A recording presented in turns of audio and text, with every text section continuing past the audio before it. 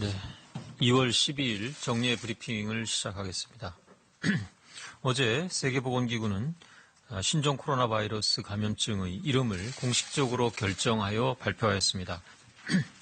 WHO는 신종 코로나 바이러스 감염증의 이름을 COVID-19로 명명하였습니다. 이에 따라 금일부터 COVID-19라는 명칭이 국제적으로 공인된 이름으로 사용되게 되며 우리도 영어로 명명을 할 때는 이 명칭을 따르게 됩니다. 영어식 이름이 긴 편이기 때문에 정부 차원에서 한글 표현을 별도로 정하여 명명하기로 하였습니다. 질병관리본부의 건의를 수용하여 한글로는 코로나19라고 부르기로 하였습니다. 앞으로 정부는 신종 코로나 바이러스 감염증을 코로나19로 명칭을 부를 계획입니다.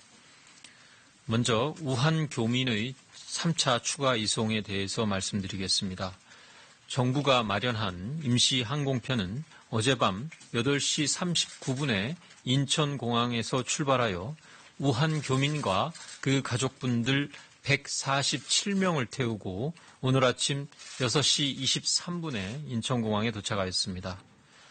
중국 측 검역을 통과하였으나 출발 직전 기내와 도착 이후 시행한 우리 측 검역에서 총 5명의 유증상자가 나타났고 이분들은 도착 즉시 국립의료원 등으로 이송하여 검사할 예정입니다. 유증상자 5명과 자녀 2명, 총 7명이 국립중앙의료원으로 이송됩니다. 아무 증상이 없는 교민들은 준비된 그 버스에 탑승하여 이천의 임시생활시설로 이동합니다. 정부는 우한 국민들과 그 가족들이 안전하게 머무르실 수 있도록 임시생활시설에 세심한 주의를 기울이고 코로나19가 우리나라로 유입되지 않도록 방역 조치를 철저히 취하도록 하겠습니다. 중수본과 방대본은 공동으로 대규모 행사나 축제, 시험과 같은 집단 행사를 개최할 때 주최기관과 보건소가 참고할 수 있는 권고지침을 마련하여 오늘부터 시행합니다.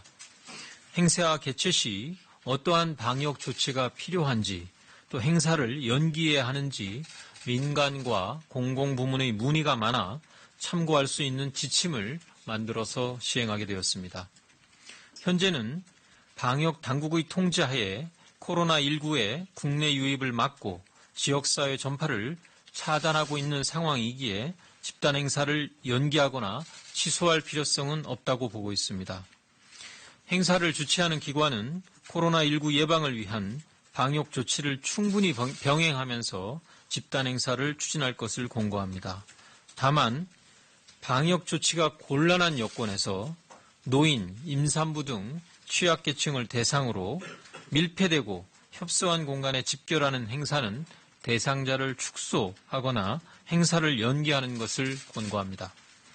집단 행사를 추진할 때에는 보건소와 사전에 핫라인을 갖추고 사전 안내, 직원 교육 등 사전에 필요한 방역 조치를 취하고 진행에 있어서도 여러 가지 방역적으로 필요한 사항을 고려해 주시기 바라며 어떠한 방역 조치가 필요한지 세부적인 내용은 집단행사 지침을 참고하여 주시기 바랍니다.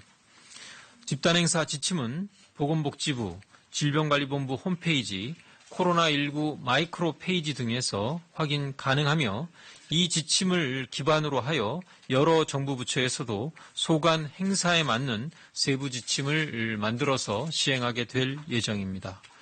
참고로 행정안전부도 이러한 기조 하에서 정부와 지방자치단체의 집단 행사에 대한 세부 지침을 오늘 함께 확정하였으며 집단 행사를 준비 중인 정부 부처나 지자체, 공공기관은 오늘 시달되는 지침을 바탕으로 업무에 참고하여 주시기 바랍니다.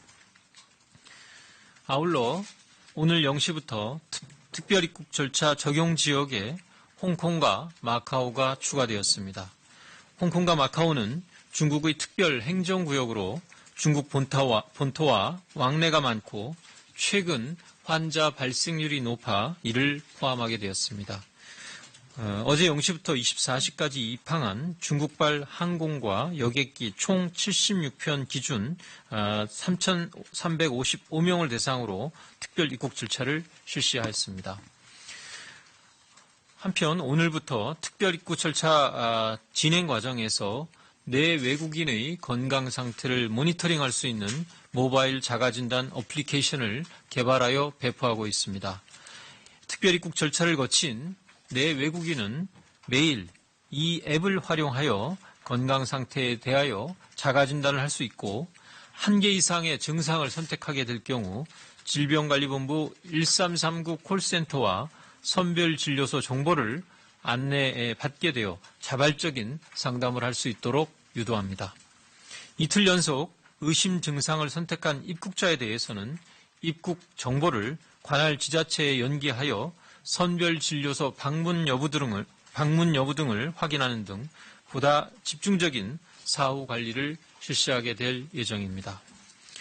또한 이 앱은 전국 선별진료소 현황과 연락처 정보를 제공하고 1339 상담 콜센터 SNS 채널로도 연결이 되어 있어 증상이나 진단과 관련된 의문을 해소하고 조기에 대처하는 데 도움이 될 것으로 기대합니다.